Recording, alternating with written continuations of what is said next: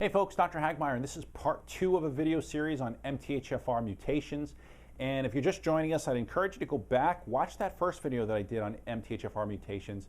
This will help you understand a lot of things. It'll help you give you a good overall understanding of really what the MTHFR mutation is, why it's tested, and 2 of the more common variants or mutations that we see, and also what those mutations indicate in terms of what kind of diseases are they associated with. If you've already watched part 1, then obviously welcome back. Today's video is a short video that I decided to put together because I was getting a lot of emails asking me the same question, and so I wanted to take some time and answer that. I get about 100 emails per week, and unfortunately my staff and we don't have the time to answer a lot of emails or questions that people leave. But the 2 questions that really kept coming up quite a bit, I did want to address those, and so I want to answer those questions. Now, before I answer those questions, however, I want to just reiterate that the MTHFR test evaluates the mutation in the methylene tetrahydrofolate reductase gene. Okay, now these mutations, as they are sometimes called variants, can be involved in a lot of different disease processes: cardiovascular disease, fibromyalgia, strokes, chronic pain, DNA damage, cancer, detoxification, ALS and Parkinson's, and a lot of different other neurological disorders, cardiovascular different diseases. It's often associated with elevated levels of, again, homocysteine in the blood. And we talked about how homocysteine is an inflammatory marker associated with heart disease and strokes. And the question that I've been emailed many times is, number 1 is, what other tests should be performed if you do test positive for the MTHFR mutation? And the second question is, do I work with patients out of state and out of the country? And so let me address both of these real quickly. Yes, I do work with patients out of state and currently work with patients in 25 different countries.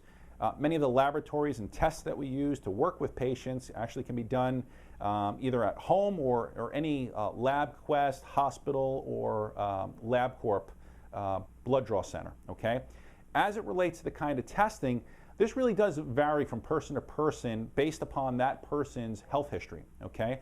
But what I do want to go over are some of the tests that I feel are very important when it comes to supporting the body when you do test positive for MTHFR mutation. Okay? Now, in addition to the MTHFR mutation that you can have done, again, at any local lab, I want to say it costs about maybe $150. There's also a couple other tests that you're going to want to have. Okay? The first one is a test, again, can be done in blood, is a homocysteine marker. Okay? So you want to have your homocysteine levels checked. You also want to have and get checked for high sensitivity C-reactive protein. This is, again, is a marker for heart disease, inflammation in the heart. You also want to get tested for heavy metals, okay, which is very important. The next test you want to be tested for is what's called a urine organics test. Now, this is a very helpful test, or if you don't do the urine organics test, I would do what's called the SpectraCell test. Okay? Both of these tests can help you identify deficiencies in folic acid, B12, and just a variety of other different B vitamins. This test also looks at the different metabolic blocks in terms of how your body makes energy, which again is very important for, again, the production of SAMe, which we talked about in the first video. It's involved in ATP production. It looks at bacterial load, or the markers in your body in terms of how that relates to bacterial load. It looks at neurotransmitter turnover. It looks at actual specific methylation markers or deficiencies in certain methylation markers, and several other markers that I believe just are of tremendous value to whoever the practitioner that you're going to work with. Now you might be thinking, well, can I have my B12 levels checked in the blood or my folic acid levels checked in the blood? And you can. The problem is, however, though, unless those levels get to such a severe deficiency state, you're not going to show up abnormal. Okay, so again, the other aspect to that, which a lot of people bring up, and it's worth noting, is that, and there's a lot of truth to this too, is that just because your levels are normal in the blood, that doesn't necessarily correlate or correspond to what's called the intracellular vitamin levels. And so, just because it's in the blood, that doesn't mean that it's actually in the cell. Okay, so that's very important. And the last test that I would recommend if you do test positive for that MTHFR mutation is a test that's either going to look at a leaky gut or a leaky brain. And so some of these tests can be done through Cyrex labs. Okay, and the first one, the blood-brain barrier testing, this is a test that is actually very important because many people, when they find out that they have the MTHFR mutation, they want to quickly jump into a liver or a heavy metal detox. They want to start chelation. And I've seen many, many people call me after doing that, getting very, very, very sick. And because of this, you want to make sure that those heavy metals either don't get reabsorbed and become more toxic in your body, and you make sure that they end up in the brain. Okay, so very, very, very important.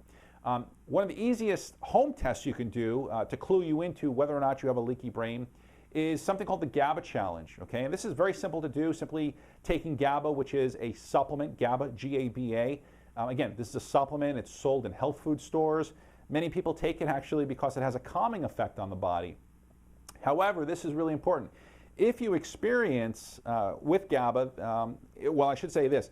If your experience with GABA has been one in which you feel calm, you feel more relaxed, that is often an indicator that you're dealing with some permeability issues as it relates to the blood-brain barrier, okay? That blood-brain barrier has been breached, and you most likely have a leaky brain. A lot of people don't realize that outside of a leaky gut, you can also have a leaky brain, and you can actually also have leaky lungs, okay? Many people don't know about that. Everybody's kind of heard of a leaky gut, but you can have a leaky brain, and you can also have leaky lungs, okay? Leading to things like asthma and breathing disorders and so forth. So let's talk about this blood-brain barrier for just a moment, okay? The blood-brain barrier, or the BBB, this is a physical barrier, okay? I like to think of this as like a mesh barrier, or like a net or a filter. And its job is to naturally permit the passage of essential molecules like oxygen, and carbon dioxide, and hormones, and neurotransmitters, and it prevents or filters the entry of things like infectious agents, toxins, heavy metals, and some of the other environmental triggers that unfortunately we get exposed to on a daily basis. So again, those are the tests that I would start with. If you have an MTHFR variant, or you do have that mutation that shows up in blood work, or you have elevated homocysteine levels, again, speak with a doctor who actually understands this MTHFR mutation. Again, it's going to depend on other tests that you may need. Really are going to depend on the individual, the health history that that person has, and the doctor that you work with, the holistic doctor that you work with, they'll be able to make recommendations in terms of other tests, okay?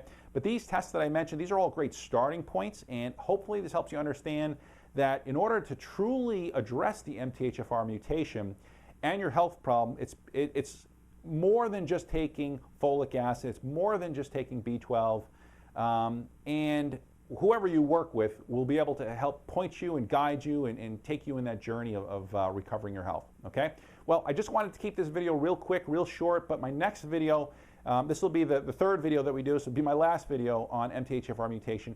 I'm going to cover just a bunch of different things on supplements, the side effects of taking the wrong kind of supplement. I'll even go into the importance of glutathione levels and why I think that's so important. So I hope you stay tuned, and I will talk to you soon. Take care.